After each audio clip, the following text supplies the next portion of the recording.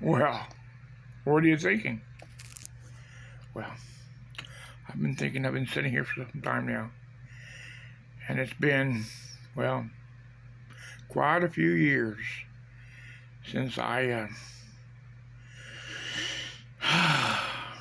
dig deep into my history and my politics and sometimes I sit here and I think to myself, did I really do all that? Was that really me? Sometimes it's like, God has a way of using us when we don't even realize He's using us. We're just willing vessels, and He puts these fires in our hearts, and we just respond to those fires, and then He does what He does. And sometimes it's like, Lord, this is crazy. If I do this and I do that, I want to make all these enemies, and then the Lord, He has this little way of talking to you.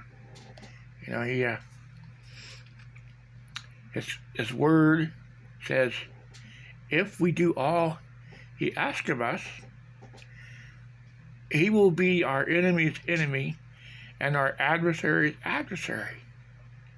And I thought, because I know I'm going to make a bunch of folks mad.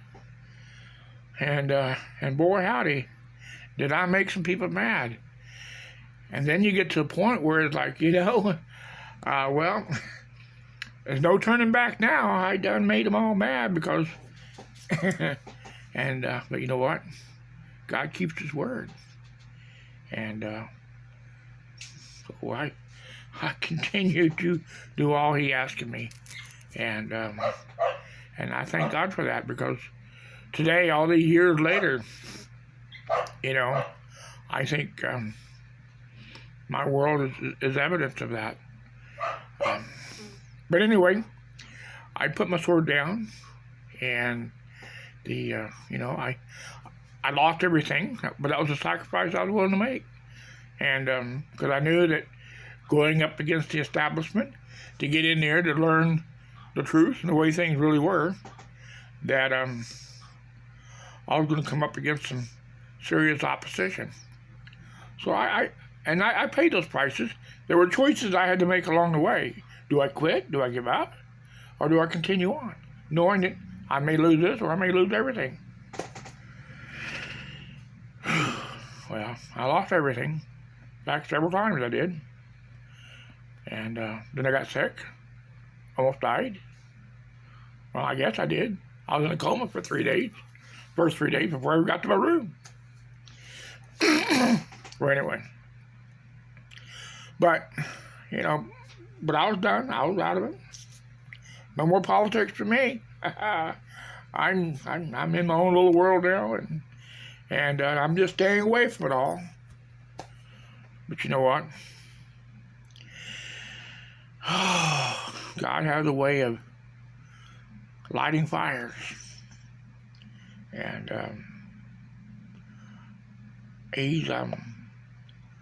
I think He's relit the fire in my heart. And I say fire of politics, but I just say that loosely, but it's in that arena. It's a fire for justice, a fire to do what needs to be done when no one else is willing to do it, or to be the first one on the dance floor when everybody wants to dance, but they're just too afraid to get out there and dance. Well, I love to dance, so I might as well get out and dance, right? Who knows, if I'm lucky, maybe there'll be a few others that'll dance with me, and we'll dance together and enjoy the sweet taste of justice, truth, and and that feeling in your heart when you know you paid a price to to do the right thing. So when you look in the mirror, you can feel good about who you are, what you're about, and where you're going.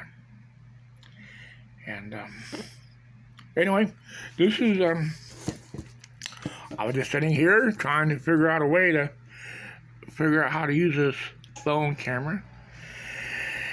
And I thought, well, I ought to practice and got to get comfortable with it. I guess I've gotten a little bit comfortable here. I feel like I'm talking to somebody. The closer I look, it must be me. But anyway, maybe I'll figure out how to use the social media thing. There'll be a few others who get to see it too. But I think it's important that we stand up, we be heard. We have a great country, founded upon great principles, given to us by a great God, and but we have a responsibility to protect it, protect it and preserve it. You know, when they ask him, well, what do you have now? Well, he said, we have a republic. We can keep it. And I have figured out that one of the ways you preserve a republic is to make absolutely certain that you would put people into office. You put people of the noblest of character. Because when you are in a position of power and trust, it requires nobility of character to do the right thing. When we allow scoundrels, thieves, cons,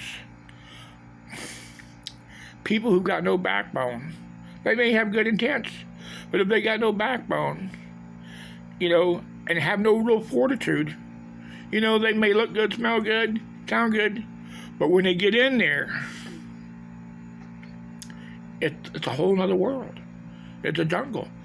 And if you don't got character fortitude, you won't survive. In order to survive, you'll have to become one of them. And before you know it, you're just like them, and you're part of the problem. It's just the nature of the beast. So, as we move forward in our journey, all right, as we get past this election thing and get things restored, you know, we have great leadership. Trump and the team are doing great things, and thank God they're doing great things, because what they're accomplishing up there, making it possible for us down here to do what we do, because they need us as much as we need them. And so they're doing their part. But very soon, it's going to be our turn to do our part. And so I have been in the political arena for a long time. I fought in many fights. I won in many a war. Learned a great many things. I have knowledge that I believe is capable of accomplishing what we need to accomplish. And anyway, I just my little rant to learn how to talk on the thing here, and who knows, it might actually be somebody else out there watching it here in a minute or two or three. But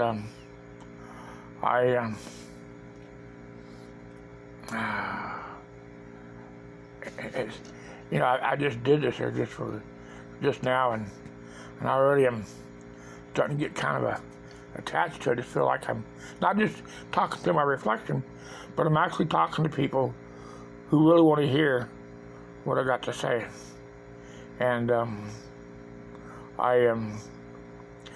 really trying to learn how to do all this stuff here. And it's not about me, you know. I'm content to be quiet and live in my little shadows, but I know the knowledge that God has given me is too great to allow to fall through the cracks. And our nation right now is in a crisis. And right now it is time for the lions of heart to rise, all right? And and so, and lions who have paid the price in the past, who have demonstrated their ability to prevail against the opposition, people who weren't politically correct, were politically incorrect, people who got shunned, got barred, got ostracized because they were trying to do the right thing. Those are the people that we need to support and get behind. Not the ones that all of a sudden, well, now that Trump is back and everything's good, now all of a sudden they jump in front, say, hey, okay, we're ready to lead now. No, don't do that. Don't do that. Because you do, you'll have what you had before. I've watched them. In fact, I know some right now that I've seen them over the years. One thing be happening, and all of a sudden they're in the leadership. They're up front, leading the way. Then that will fall, crash and burn. Some time goes by, something else, and then all of a sudden they'll crash and burn. And yet they will suppress and stand in opposition to voices in the community that need to be heard and have something to say. And and now, two of these people that I know are in office. They hold positions of trust, entitlement. I'm not going to say who they are, not at this point in time. And but they know who they are, and they know who I am. And but it's not about me now. It's about us. They need to know that the people is rising, and things aren't going to be the way they used to be. It's no longer Republicans and Democrats, all right? It's now, are you a patriot? Do you love your country? Are you going to defend the rule of law? Are you going to work together as citizens to bring about the greater end, all right? Or you're going to continue to fight and bicker, be divisive, all right? That's working with the enemy because that's their objective, all right? And be a traitor, you know. There's only one way. There's no riding the fence. No more riding the fence, all right? And you're either going to be a patriot or you're going to be a traitor. You're going to be a statesman or you're going to be a scoundrel, you know.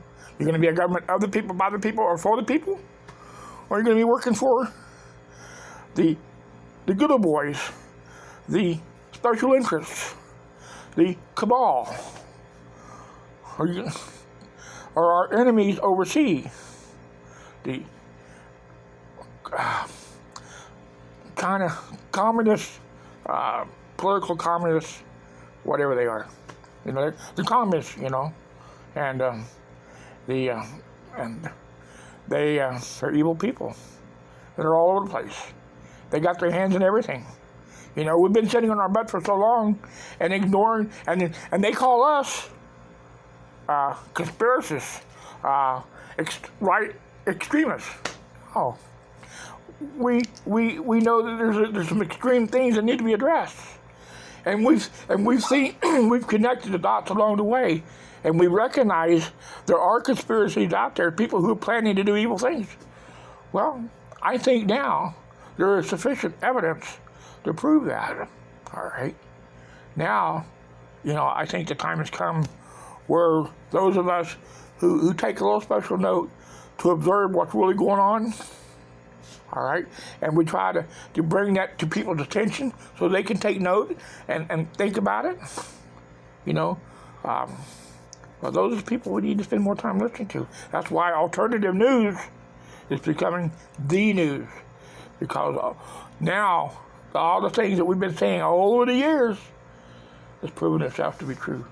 I was just sitting here going through a lot of my old newsletters that I hadn't read for a long time, and everything that I was saying back 20 years ago is just as relevant today as it was then, and everything that was spoken of has proven itself out.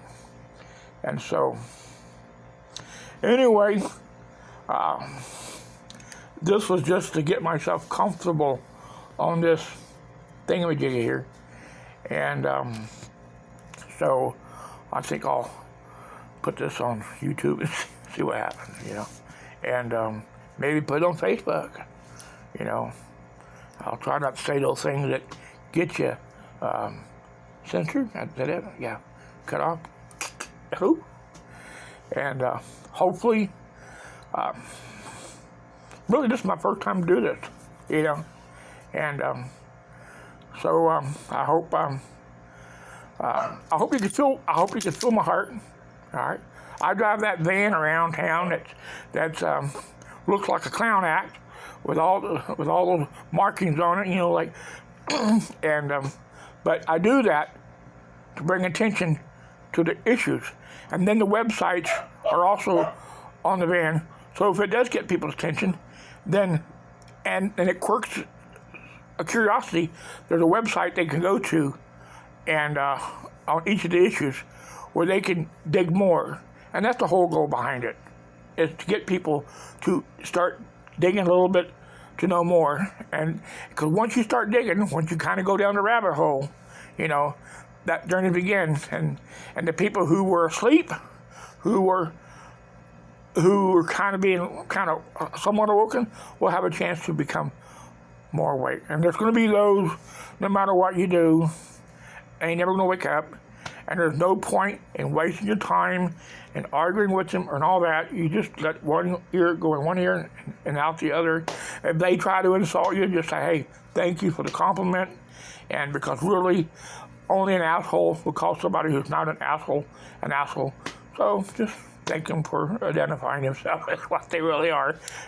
And you don't have to say all that. You just say thank you, and you go on your way.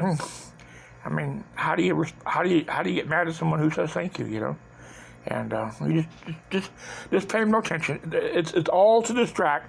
Save your energies for those who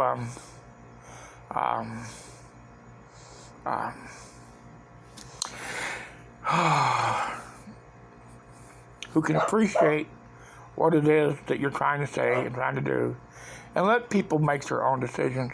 Let people reach their own conclusions. You can guide them to the water. You can put the food, you know, in front of them. But ultimately, you know, they're going to do their own little nibbling. Okay, I'm rambling. And don't call me Rambling Joe. Anyway, so I don't know what I'm going to call this. I'm going to put it on. Be my first one. And I'm excited, you know, and I'll try to put some pictures of my van, you know, and but yeah, it's anyway. I feel a connection. I do. I feel a connection. You know, with other like-minded souls out there. This is once again, this is the first time I've ever done this, you know. And, well, actually, I take that back. There's a time I was in jail. Really, I was in jail. Contempt of court for 10 days, you know. I told the judge, I said, you know what? He was an unconvicted felon, a domestic enemy to we the people, and a perpetrator of injustice. I told him that. And he told me, get that finger out of my face. And I said, all right. He didn't like that. And anyway, that 10 days, but during that 10 days, I sat in there with my ink. Well, I didn't have an ink pen. I had a pen, piece of paper, and a piece of paper towel. And I wrote, and I wrote, and I wrote. And I noticed that as I was writing, I was talking to an audience. And it was like I was talking to a multitude. And every day I look forward to sitting down and writing, because that was my way of communicating with many people that I never would see, but I felt the communication, and I felt they were listening, and and I so look forward to spending time with that imaginary audience, and so anyway, I'll try not to be so worried in the future. I'm not real sure what I'm going to do in the future. How I'm going to do all this here. I'll get my son. I'll get some good advice from him, and hopefully I can get a following. And because back in the day, I was Wichita's best kept secret. The establishment didn't want the world to know about me, and I was kind of a political Rambo, so to speak, in my own little way, and they didn't know how to deal with me. I knew how to deal with them, but they didn't know how to deal with me. God forbid, had there been more of me. Guess what? I still have all that up here, and I can pass it on. And because of everything that's happening, I know I'm not the only one out there now. And guess what? You don't, and for those of you who know what I'm talking about, you're not going to have to go through all the pain and grief that I had to go through to learn and to know what I now know that I can pass on. And this will be great knowledge to pass on to the community, because Trump and the team are going to need us, all right, boots on the ground, so to speak, and to lawfully, respectfully hold the line. That is, we don't, because if they think we're not going to do nothing, guess what? They'll just do what they do best. Well, they'll start to re-encroach and whatever. No, they need to know that the encroaching, the rhinos, the scoundrels, that day's over with, all right? So what do you say we make it happen, all right? I'm going to sign out, and all the other things you do when you do something like that. Anyway, this is my first time. It's going to be interesting, to say the least. Today is June the 16th, yeah. And tomorrow is Trump's birthday. Told Trump I said happy birthday, all right? And I'll be celebrating with him in here, and as he resumes his lawful presidency of the United States Republic as the 17th president of our country. And I can't wait to see his new vice president. I just know he's going to be one cute of a guy. Well, at least that's what I think anyway. Cute. 17? Yeah. All right. Adios, amigos.